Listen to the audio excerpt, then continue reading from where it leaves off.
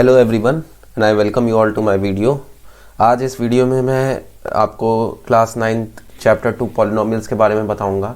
हम देखेंगे कि पॉलिनोमियल का मतलब क्या होता है, इसके इंट्रोडक्शन के बारे में देखेंगे और उसके बाद हम डिफरेंट जो क्वेश्चंस हैं इस चैप्टर में जो एग्जाम्पल में है आपके एनसीईआरटी में और जो आपके एग्ज़ाम्स में पूछे जा सकते हैं, जो आपके एक्सरसाइज में, वो सारे हम इस वीडियो सीरीज़ में ख़त्म करेंगे। ये पूरी पॉलिनोमियल की एक सीरीज़ आएगी क्लास 9th और क्लास 10th की, जिसमें हम पॉलिनोमियल के सारे डाउट्स, जितने भी आपके डाउट्स होंगे वो सारे हम क्लियर करेंगे। उसके अलावा भी अगर आपके कोई डाउट्स बचते होंगे तो प्लीज़ मेरे को कॉमेंट सेक्शन में ज़रूर बताइएगा, मैं हर एक डाउट का आंसर करूँगा। सो बिना देरी किए हम चैप्टर को स्टार्ट करते हैं। सबसे पहले समझते हैं हम पॉलिनोमियल शब्द का मतलब क्या होता है। जैसा कि आप सब यहाँ देख सकते हैं, पॉली का मीन्स होता है, पॉली का मतलब होता है मेनी। ओके, पॉली का मतलब होता है मेनी एंड नॉमियल्स मीन होता है हमारा टर्म्स। तो ऐसा कोई अलजेब्रिक एक्सप्रेशन जिसके अंदर आपके मेनी टर्म्स इन्वॉल्व हो जाते हैं, उसको एक तरीके से आप अलग कैटेगरी में डाल रहे हो, जिसका नाम आप क्या दे रहे हो, पॉलिनोमियल्स दे रहे हो। ठीक है, इतना समझ में आया? ओके, आगे बढ़ते हैं। तो अब हम जानते हैं कि कुछ टर्मिनोलॉजी देख लेते हैं। पॉलिनोमियल में कुछ चीज़ें इस्तेमाल की जाती हैं, उसके बारे में हम समझ लेते हैं पहले। तो सबसे पहले हम देखते हैं वेरिएबल क्या होता है। ठीक है, जैसे हम अपने मैथ्स में पढ़ते आ रहे हैं, एक्स वाई जेड ये सब पढ़ते आ रहे हैं, इन सब की वैल्यू हमको निकालनी पड़ती है हर क्वेश्चंस में। मैथ्स में आप सब देखते ही होंगे कि एक्स की वैल्यू निकालो, वाई की वैल्यू निकालो। तो इस तरीके के आप अगर कुछ एक्स वाई जेड या एक्सेट्रा कुछ और चीज़ आप इस्तेमाल करते हो तो इनको हम किस कैटेगरी में डालते हैं, वेरिएबल्स की कैटेगरी में डालते हैं। ठीक है, ओके, यहाँ तक समझ में आया? उसके बाद क्या है कि पॉलिनोमियल का रिप्रेजेंटेशन कैसे होता है, ये अब समझते हैं। ठीक है, तो पॉलिनोमियल का रिप्रेजेंटेशन करने के लिए देखो आपकी कुछ चीज़ें, इंपॉर्टेंट चीज़ें हैं। वो है कि पॉलिनोमियल जो है, पॉलिनोमियल में आपकी कुछ चीज़ें इन्वॉल्व होती हैं। वो है आपका कांस्टेंट। ठीक है, कांस्टेंट, उसके बाद वेरिएबल और उसके बाद एक्सपोनेंट। ये तीन चीज़ें आपकी पॉलिनोमियल में इन्वॉल्व होती हैं। ठीक है, जैसे एक सिंपल सा एग्जांपल लेते हैं, मैंने लिखा 2x। ठीक, तो जैसे मैंने अभी बोला कि x आपका एज अ क्या है, वेरिएबल है। ठीक है, तो यहाँ पे x आपका क्या हो गया, वेरिएबल हो गया। ठीक है, तो ये रिक्वायरमेंट आपकी मेट हो चुकी। ठीक है, ये वेरिएबल है और उसके बाद अब ये 2 क्या है। ठीक है, तो ये जो 2 होता है ये एज अ कांस्टेंट होता है। ठीक भाई, ये क्या होता है, एज अ कांस्टेंट होता है। ठीक है, अगर इसी क्वेश्चन को हम दूसरे तरीके से देखें, जैसे ही मैंने ये 2x लिखा था, तो x के ऊपर कितनी पावर है, कोई बता सकता है कि x के ऊपर कितनी पावर होगी? अगर जिसने 1 सोचा है तो वो करेक्ट है। ठीक है, तो इसके ऊपर हमारी 1 पावर है। ठीक है, मतलब x की power 1 is nothing but 1, sorry x। ठीक है, तो इस 1 को हम क्या बोलते हैं, एक्सपोनेंट। तो किसी वेरिएबल की जो पावर हम लगा देते हैं उसको हम क्या बोलते हैं, हम एज अ एक्सपोनेंट बोलते हैं। ठीक, तो यही आपका एक पॉलिनोमियल हो गया। तो ये आपका एक बेसिक इंट्रोडक्शन हो गया पॉलिनोमियल का, कि पॉलिनोमियल क्या होता है, कि जिसके अंदर आपका कांस्टेंट, वेरिएबल और एक्सपोनेंट तीनों जो शामिल हो जाता है तो उसको आप एक पॉलिनोमियल कंसिडर करते हो। ठीक है, अगर हम इसके दूसरे एग्जांपल देखें तो जैसे देखो, जैसे अभी हमने देखा था 2x। ठीक है, उसी तरीके से हम कंसिडर कर सकते हैं 3x या फिर 3y या फिर 2y 2z या फिर 3x² प्लस 1। अब इसको देखो। ठीक है, यहां मैंने क्या लिखा, 3x²। ठीक है, तो वेरिएबल क्या हो गया भाई आपका, वेरिएबल तो हमारा x हुआ, कांस्टेंट क्या हुआ आपका 3 हुआ और 1 हो गया। ये दोनों जो हैं आपके, ये एज अ कांस्टेंट है, नंबर जो हो गया वो आपका कांस्टेंट हो गया। ठीक, और जो वेरिएबल के ऊपर जो पावर है उसको हम क्या बोलते हैं, एक्सपोनेंट। तो यहां पे एक्सपोनेंट कितना आपको दिख रहा है, 2 दिख रहा है भाई। क्यों दिख रहा है, क्योंकि x की पावर 2 है, तो इसीलिए उसका जो एक्सपोनेंट है वो क्या है, 2 है। तो ये सारा आपका पॉलिनोमियल का एक सिंपल सा एग्जांपल हो गया। ठीक है, आगे बढ़ते हैं और आगे देखते हैं। जैसे मान लो मैं अब लिखता हूं, जैसे मैंने एक चीज लिखी 3x² प्लस 2x प्लस 1। अब क्या कोई मेरे को ये बता सकता है कि इसके अंदर आपको कितने वेरिएबल देखने को मिल रहे हैं? सोचिए जरा, यहां पे आप सब देख सकते हैं कि यहां पे हमको केवल और केवल 1 वेरिएबल देखने को मिल रहा है।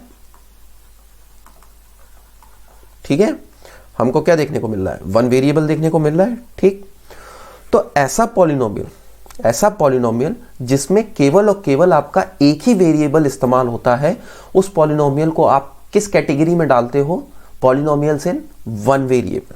ठीक है, तो इस पूरे पॉलिनोमियल को हम क्या बोलते हैं, इस पूरे पॉलिनोमियल को हम बोलते हैं पॉलिनोमियल इन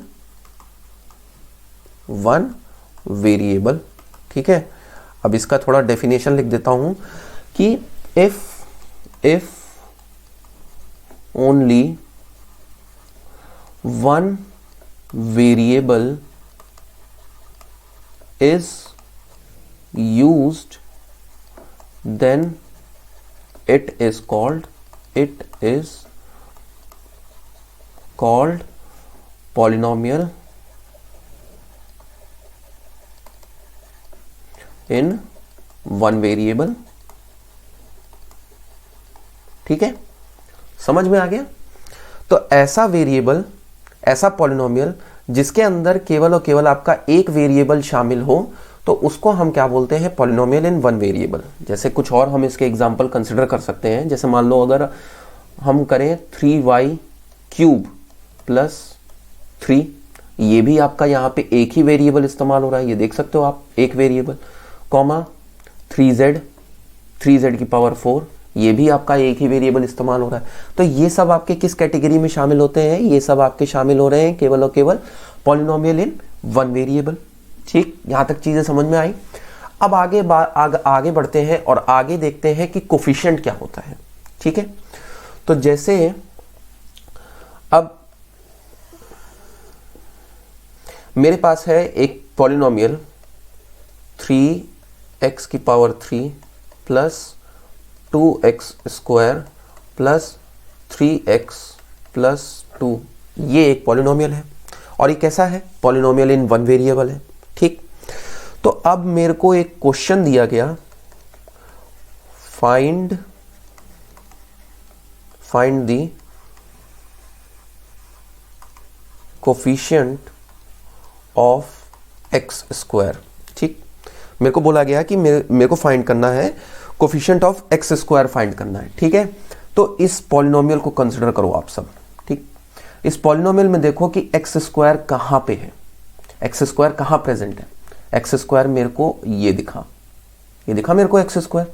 ठीक है, तो ये जो आपका x² जो वेरिएबल है, ठीक है, इस वेरिएबल के साथ जो कांस्टेंट एसोसिएटेड होगा, ओके, इस वेरिएबल के साथ जो कांस्टेंट एसोसिएटेड होगा, उस कांस्टेंट को हम क्या बोलते हैं, एज अ कोफिशिएंट बोलते हैं। सिंपल बात, ओके, समझ में आया कि जो वेरिएबल की बात हो रही है क्वेश्चन में, जैसे यहां पे किस वेरिएबल की बात हो रही थी, x² की बात हो रही थी, तो उस x² का क्या कांस्टेंट है, उस कांस्टेंट को हम बोलते हैं कोफिशिएंट बोलते हैं। या इसको हिंदी में बताऊं तो, जैसे मतलब और सरल भाषा में बोलूं कि जो आपका x² है उसका जो पड़ोसी है, ठीक है, उसका जो पड़ोसी है उसको हम क्या बोलते हैं, कोफिशिएंट बोलते हैं। ठीक है, तो यहां पे इसका आपको कौन सा पड़ोसी देखने को मिल रहा है, ये 2 देखने को मिल रहा है।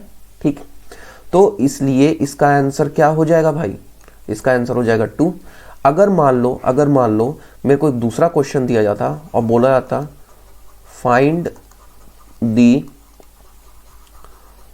कोफिशिएंट ऑफ x³, ठीक है, अगर मेरे को बोला जाता है कि मेरे को फाइंड करना है कोफिशिएंट ऑफ x³, तो पहले देखो x³ कहां प्रेजेंट है, तो हमको दिख रहा है x³ यहां प्रेजेंट है भाई।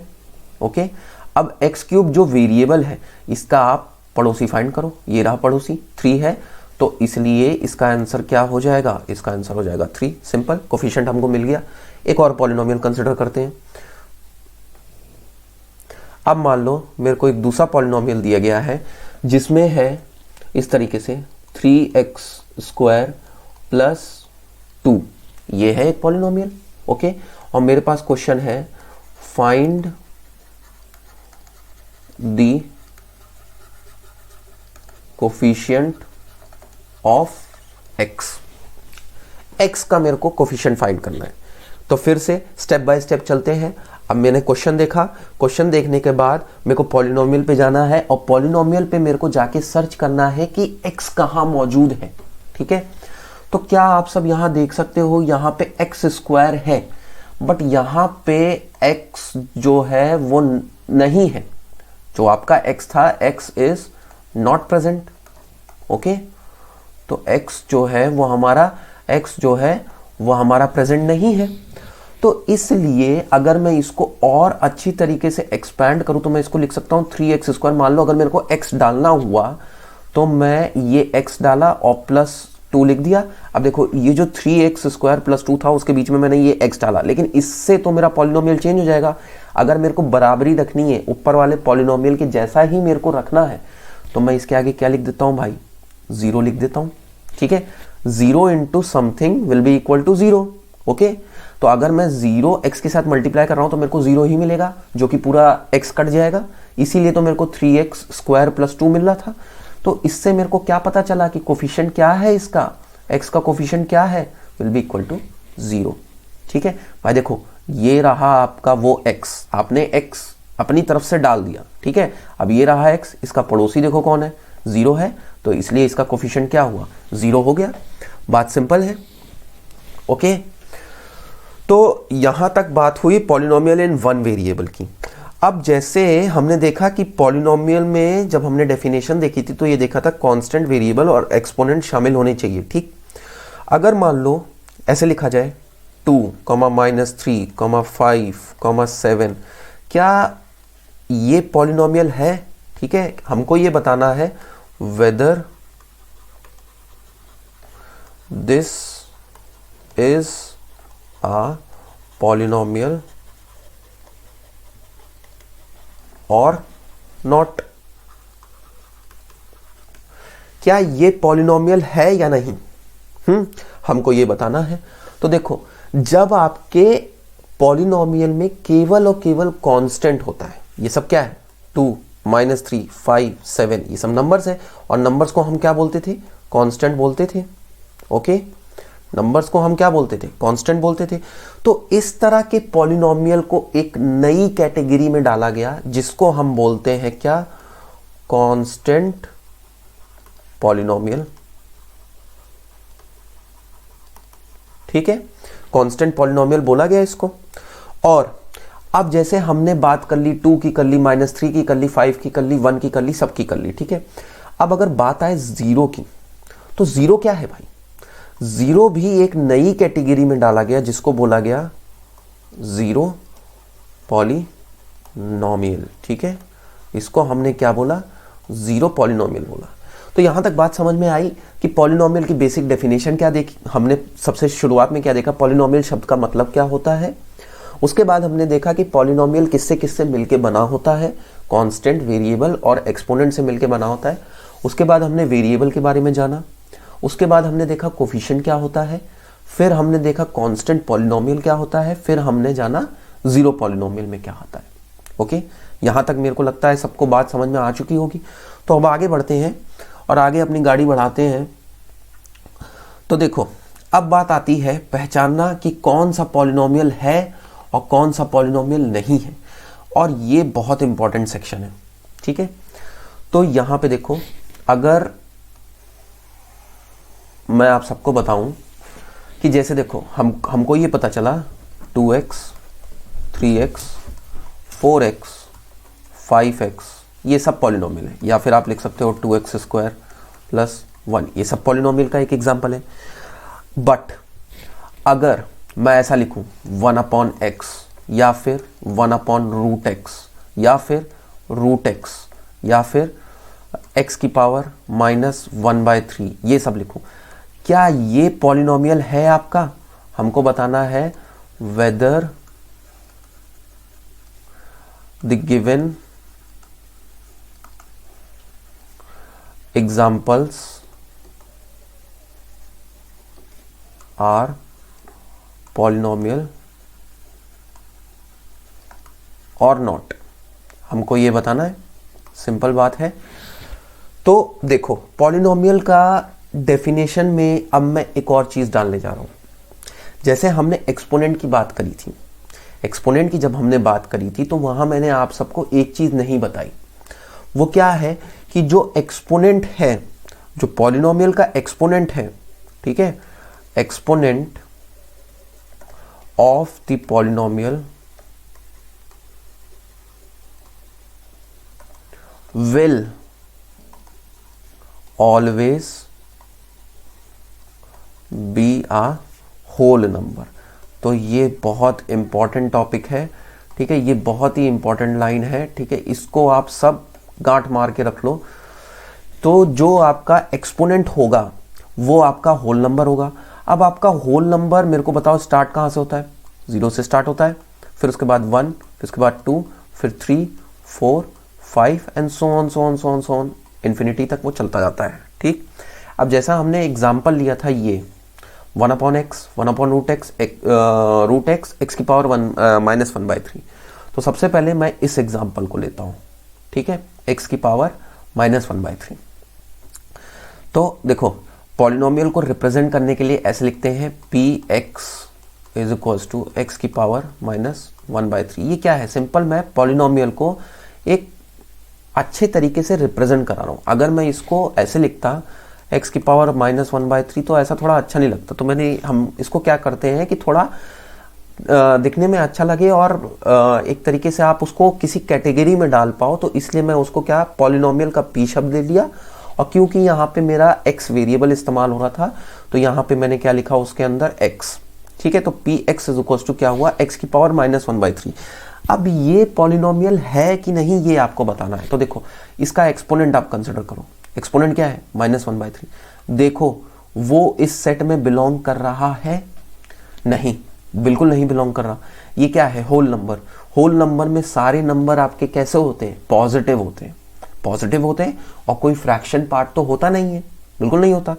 तो इसलिए ये जो है ये पॉलिनोमियल नहीं है। This is not a polynomial. समझ में आया ना कि क्यों पॉलिनोमियल नहीं है? क्योंकि इसका जो एक्सपोनेंट है वो आपका होल नंबर नहीं है। तो सिंपल बात ये है कि ये आपका पॉलिनोमियल नहीं है भाई, ठीक है। अब आगे बढ़ते हैं और आगे एग्जाम्पल कंसिडर करते हैं हम। √x का कंसिडर करो। देखो √x को मैं कैसे लिख सकता हूं? x की पावर 1/2 करके लिख सकता हूं, ओके, ठीक है। अगर मान लो मेरे को एक और एग्जाम्पल दिया जाता जहां x लिखा रहा था और ये इधर लगाया होता क्यूब, मतलब 3 लगाया होता, तो इसका मतलब है क्यूब रूट। इसका मतलब क्या है? Cube root. और इसको मैं लिख सकता हूं x की पावर 1/3। एक और देखते हैं, अगर मान लो यही y लगा होता और यहां पे लिखा होता 4, तो ये होता 4th root, okay, 4th root होता। तो ये क्या होता? y की पावर 1/4 होता। अब ये जितने लिखे x की पावर 1/2, x की पावर 1/3, y की पावर 1/4, इनके एक्सपोनेंट देखो 1/2, 1/3 एंड 1/4। क्या ये सब जो है 1/2, 1/3 और 1/4, क्या ये इस सेट को बिलोंग कर रहे हैं? बिल्कुल नहीं बिलोंग कर रहे, ठीक है। तो ये जो तीनों है ना, ये और ये तीनों आपके पॉलिनोमियल नहीं कंसिडर किए जाएंगे, ठीक है। तो मेरे को लगता है आपको अब तक बात समझ में आ चुकी होगी कि पॉलिनोमियल किसको बोलते हैं और किसको नहीं बोलते, ठीक है। आपको सिंपल देखना है कि उसका जो एक्सपोनेंट है वो अगर आपका होल नंबर के फॉर्म में है तो उसको हम पॉलिनोमियल कंसिडर करेंगे, ठीक है। समझ में आया? आगे बढ़ते हैं। तो अब आगे देखते हैं कि पॉलिनोमियल को किन कैटेगरीज में डिवाइड किया जा सकता है, ठीक है। पॉलिनोमियल को अगर हम देखें तो पॉलिनोमियल को हम कुछ कैटेगरीज में डिवाइड कर सकते हैं। देखो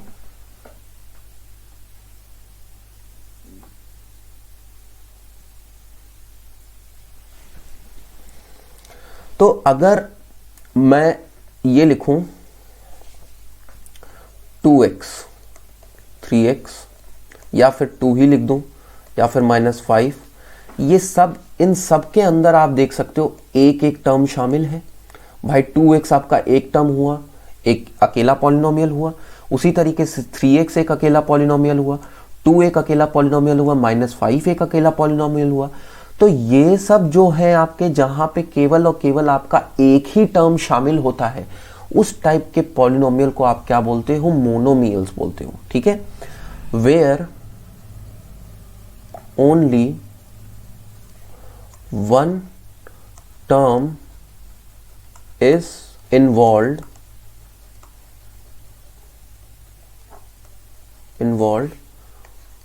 that polynomial